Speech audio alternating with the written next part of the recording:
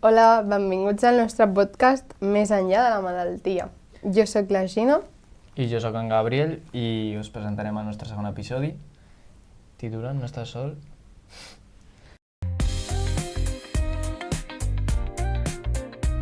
Que és No estàs sol, el paper de l'entorn i de la família.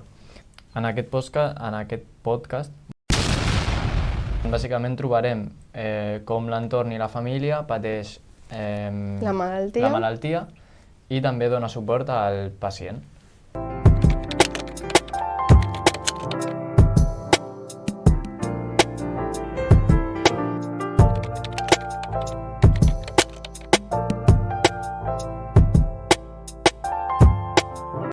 Doncs ara, per començar l'episodi, nosaltres el que hem agafat, hem fet unes petites entrevistes a testimonis que nosaltres coneixem que han patit aquesta malaltia des d'aquest punt de vista. Un d'ells és la meva àvia, que va viure 3 vegades aquest cas, on van ser 2 germans seus i la seva mare. El primer que va patir va ser un dels seus germans, on li van diagnosticar d'una manera bastant freda i de cop, ja que ella anava a agafar uns resultats d'una prova, com qualsevol, i li van diagnosticar un càncer de còlon. Aquest càncer de còlon el va pillar de sobte, o sigui, es va quedar en xoc, es va marejar i es va tindre que sentar i tot, perquè bàsicament és una notícia que no és agradable i que, com vam dir al nostre episodi anterior, el xoc era una de les reaccions més comunes, no? I la meva àvia el va patir molt, ja que ella i tots els seus germans i tota la seva família en aquell moment, ja que és un moment molt difícil per tots.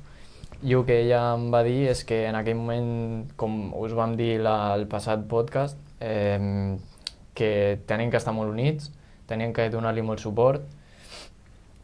A més, a la recta mitjana, més o menys mitjana, per així dir-ho, ell va com tirar la tovallola, ja no tenia com ganes de fer les coses ni tal, i ja com que donava la seva vida per perduda, fins que un dia un company de l'hospital, de la seva mateixa edat, amb la seva mateixa condició, va parlar amb ell i li va fer canviar la idea, i d'un dia per l'altre era un pacient totalment diferent que finalment va aconseguir sortir d'aquesta malaltia i pensar que d'una notícia de càncer terminal acaba sortint sa, per així dir-ho, però òbviament tens les teves seqüeles, els teus controls, les teves coses, o sigui, no et cures del càncer al 100%, però al final és l'objectiu, no?, seguir viu, i és el que va aconseguir lluitant tant. I doncs això la meva àvia ho va viure com, al final és el seu germà, és una situació difícil, però el missatge amb el que es va quedar ella és que en aquell moment la família tenia que estar molt unida i per sortir endavant i que tot sortís bé. I també, quan li van dir la notícia, va reaccionar amb xoc, com tothom. Després, en el segon cas, és la seva germana, que va patir càncer de mama, que de forma molt breu també va lluitar amb la malaltia i van fer exactament el mateix. I lluitant, doncs també ho va aconseguir superar amb les seves operacions i tot. I en l'últim cas, que va ser el pitjor per la meva àvia i per mi de forma personal, la seva mare, que era la meva besàvia, que ja us vaig explicar més o menys la història al primer capítol, i és que va patir un càncer que no se li va diagnosticar el 2017, més o menys, sí, el 2017 se li va diagnosticar, però no... se li va localitzar, però fins al 2019 no li van... No sabien de què era, no? Sí, no li van comunicar a ella, i aquest va ser el pitjor que va passar a la meva àvia, ja que al final és la seva mare i estaven molt unides. Tothom que la coneixia estava molt unit a ella, tant la meva mare com jo i tal. I en aquest cas, com els seus 2 fills, germans de la meva àvia, van fer la radioteràpia i tot això i tot el tractament, y es muy dañino para el cuerpo. Molt agressiu. Sí, molt agressiu. I per tant, com la meva besàvia ja tenia la seva edat, van preferir que, bueno, els seus germans van preferir que no fes la radioteràpia per la seva edat. En canvi, doncs, la meva àvia sí que volia que lluités amb totes les seves forces per, doncs, curar-se i viure més temps, no? I... Va haver-hi conflicte Sí. entre la família, entre aquella decisió, no? No, que jo sàpiga no. Però va ser molt dur perquè al no tractar-te l'enfermetat va molt ràpid, aquest tipus de... Bueno, qualsevol càncer va molt ràpid, o sigui, potser un any estàs fatal i és el que he dit, no, ha passat un any, o sigui, en un any és molt poc temps i et deixa molt fotut. I doncs la meva àvia se'n va anar perdent capacitat de mobilitat, de parlar, capacitat intel·lectual, o sigui, ja no... Se'n recordava de les coses? No, sinó que ja directament no era ella com a persona, o sigui, la seva persona com que anava desapareguent cada dia més. Fins que va arribar un punt on jo ja, en plan, jo això no ho vaig acabar de veure, ja que no em volia quedar amb aquesta imatge.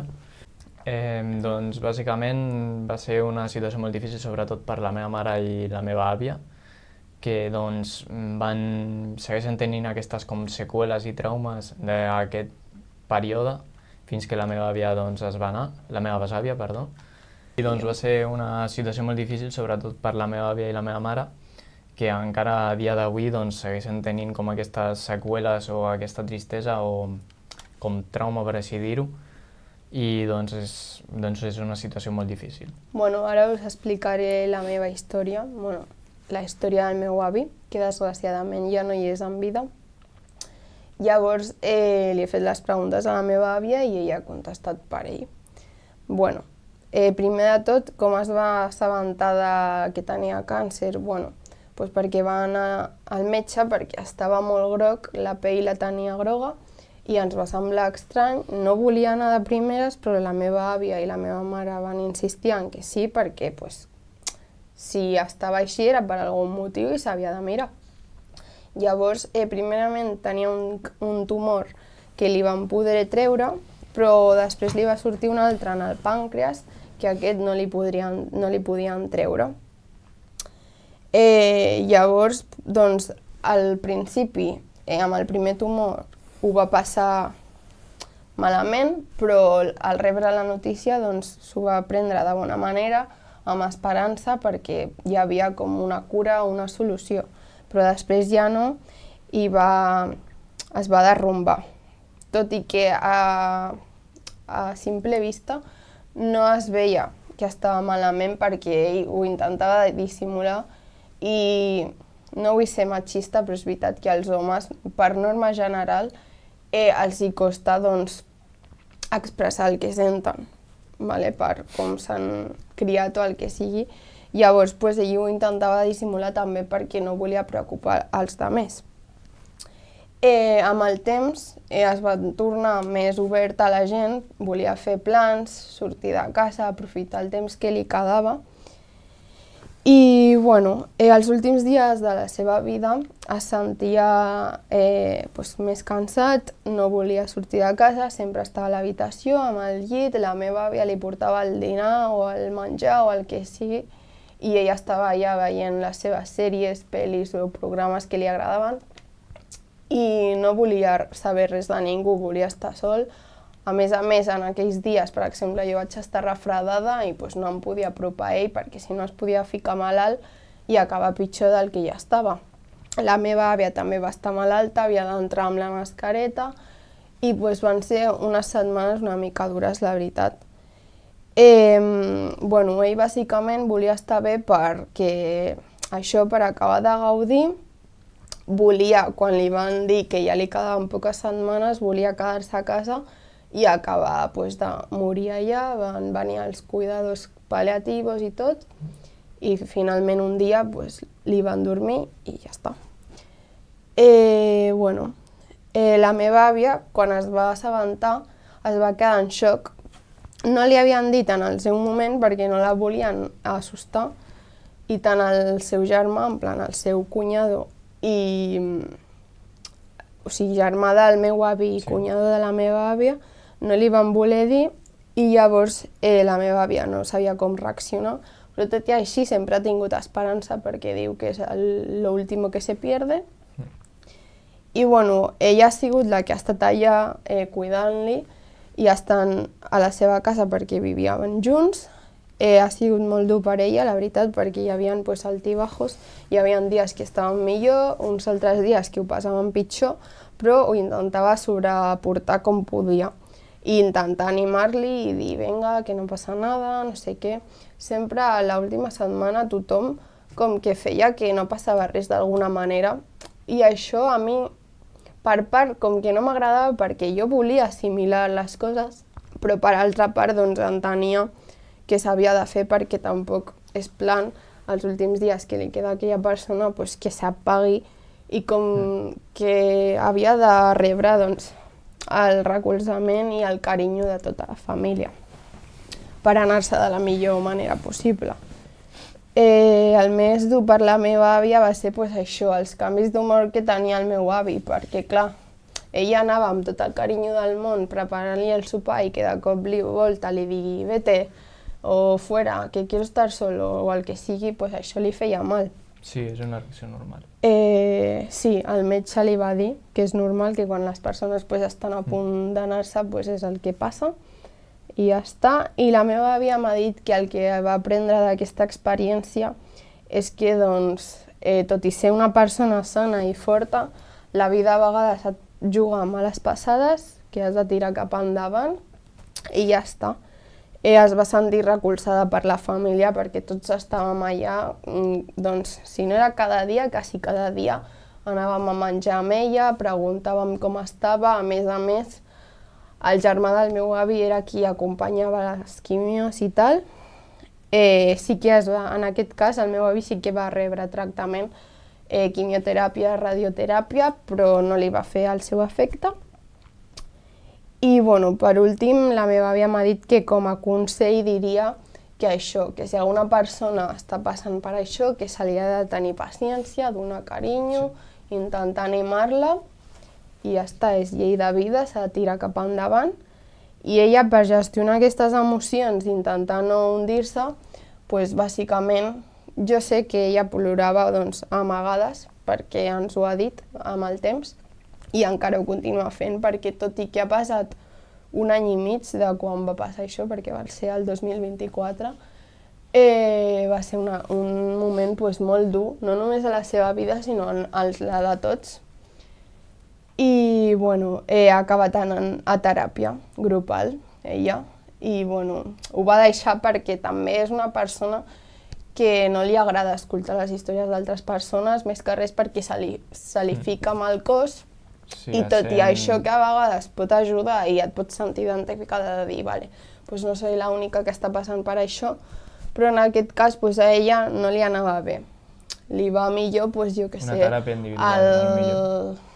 No sé, però el que sempre ens diu a nosaltres és yo con que vengáis a comer soy feliz, que estéis conmigo, que os queráis mucho, que el día que yo no esté os sigáis reuniendo, i ja està, i és el que intentem fer per fer-la feliç.